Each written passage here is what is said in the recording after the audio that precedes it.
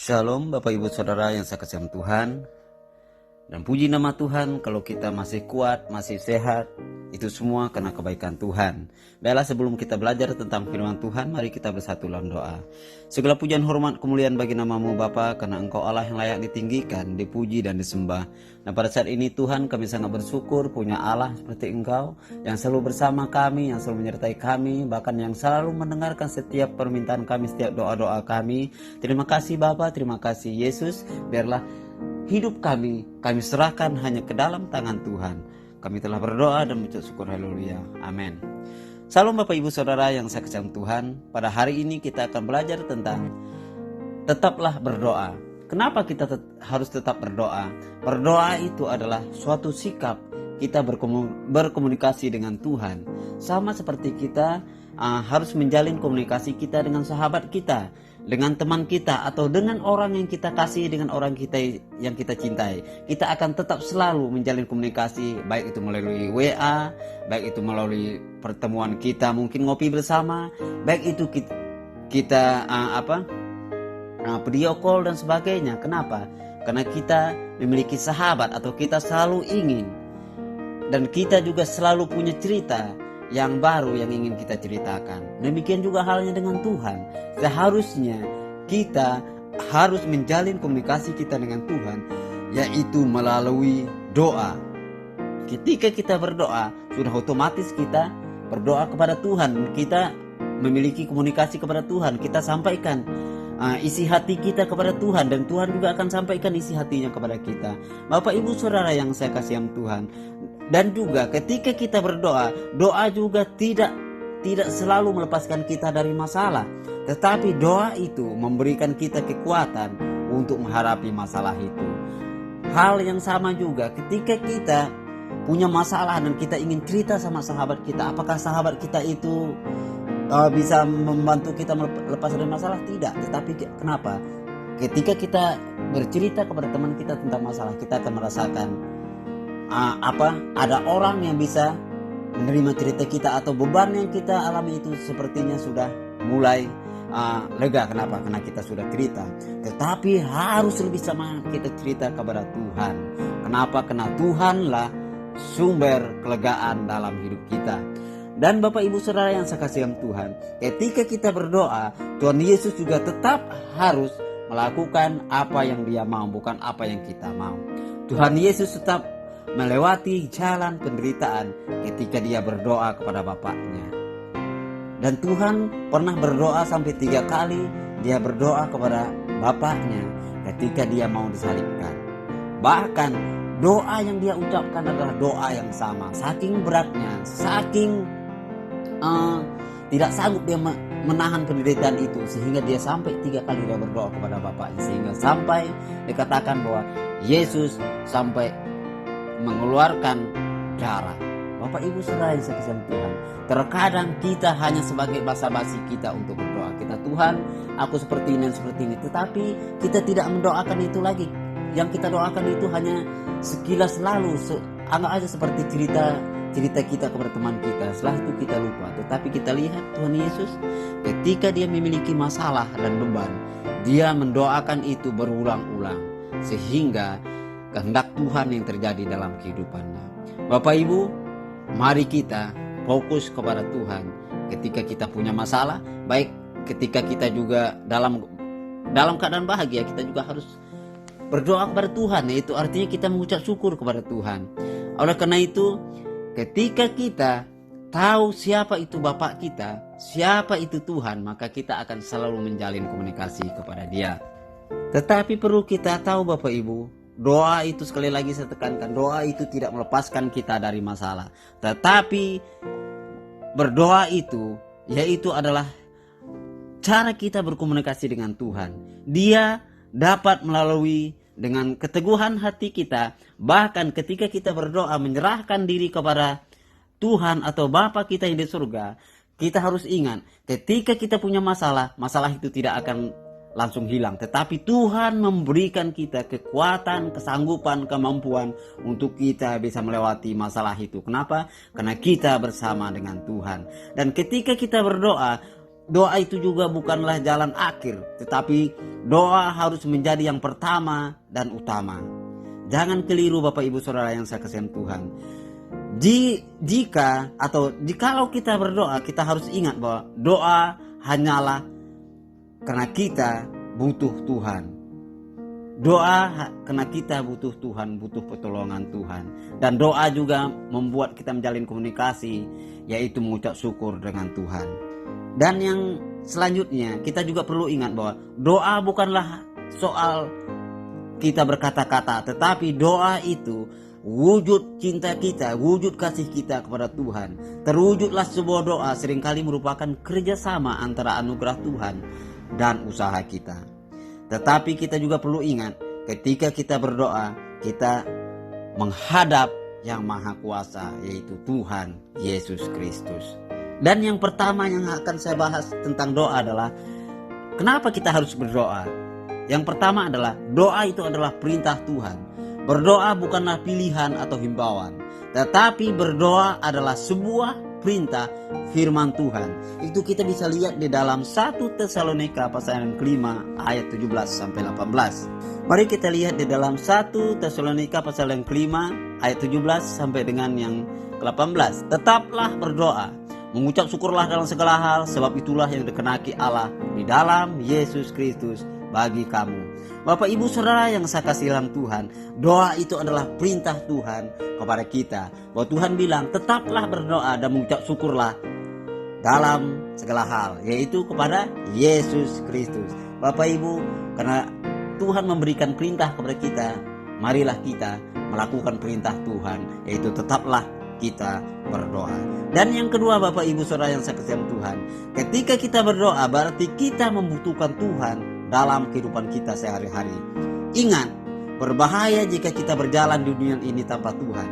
Bahkan saya ingin tekankan kepada kita tidak bisa hidup tanpa Tuhan, atau kita harus tetap memiliki komunikasi sama Tuhan. Kenapa? Karena ada pencuri atau iblis yang selalu ingin mencuri, membunuh, dan membinasakan kita. Iblis akan selalu mencari celah untuk dia masuk, untuk dia merusak pikiran kita, untuk dia merusak hati kita, untuk dia merusak hubungan kita dengan Tuhan. Iblis akan selalu menunggu kapan ada celah untuk dia masuk. Oleh karena itu Tuhan tadi bilang, tetaplah berdoa. Tetapi perlu kita lihat dan perlu kita ingat bahwa seperti ada tertulis dalam Yohanes 10 ayat yang 10, berbunyi demikian. Yohanes 10 ayat ke-10, pencuri datang hanya untuk mencuri dan membunuh dan membinasakan. Aku datang supaya mereka mempunyai hidup, mempunyainya dalam segala kelimpahan.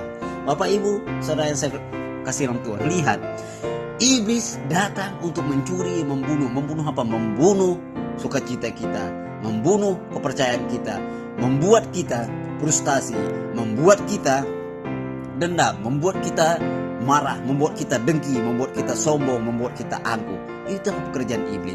Tetapi lihat di sini, Tuhan bilang, aku datang untuk memberi mereka hidup. Tuhan itu datang untuk memberikan kehidupan kepada kita. Tuhan itu datang untuk memberikan kelimpahan bagi kita. Tuhan itu datang memberikan kekuatan bagi kita. Tuhan itu datang memberikan damai sejahtera bagi kita. Tuhan itu datang memberikan kita hidup, yaitu hidup yang berkemenangan. Dan lihat di ayat yang 11, Tuhan bilang, akulah gembala yang baik.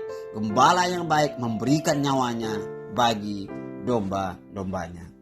Yesus bilang, akulah gembala yang baik. Oleh karena itu marilah kita datang kepada Tuhan, karena Tuhan menganggap kita sebagai domba yang membutuhkan tuntunan gembala.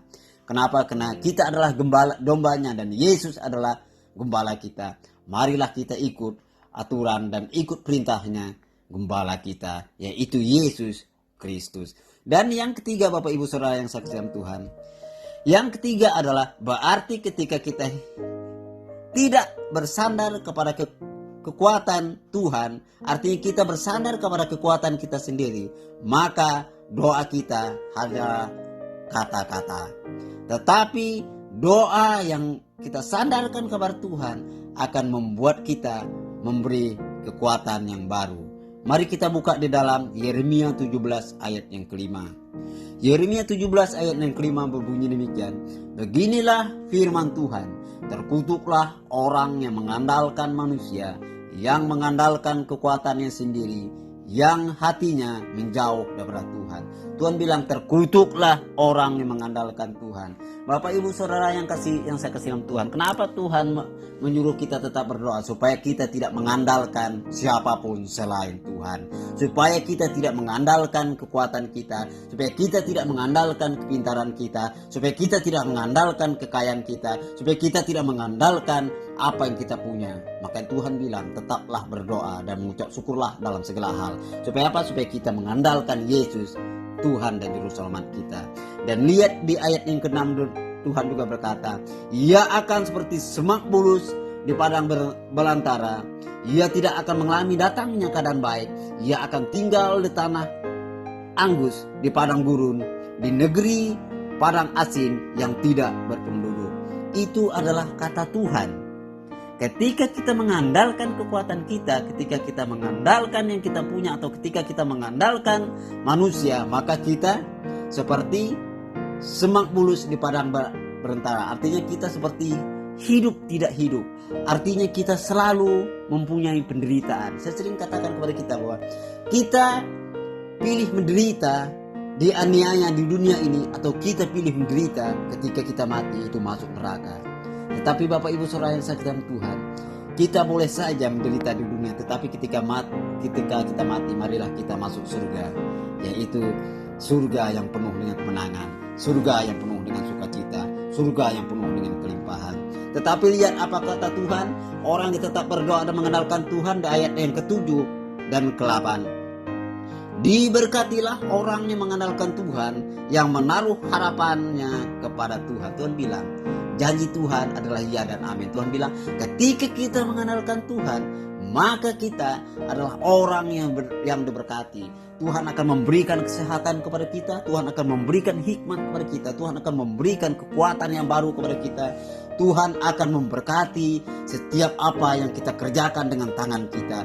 Dan Tuhan akan memberkati anak cucu kita. Bahkan Tuhan berjanji bahwa anak orang yang percaya, bahkan cucu-cucunya tidak akan meminta-minta, tetapi mereka akan memberikan pinjaman. Itulah janji Tuhan. Oleh karena itu Bapak Ibu, mari kita percaya kepada Tuhan. Dan saya ingin tekankan, tetaplah berdoa dan mengucap syukurlah dalam segala hal. Dan ayat yang ke-8 Tuhan bilang, Ia akan seperti pohon yang ditanam di tepi aliran air, yang merambatkan akar-akarnya ke tepi batang air, dan yang tidak mengalami datangnya panas terik, yang daunnya tetap hijau, yang tidak khawatir dalam tahun kering, dan yang tidak berhenti menghasilkan buah. Orang yang mengandalkan Tuhan seperti pohon yang ditanam di aliran air.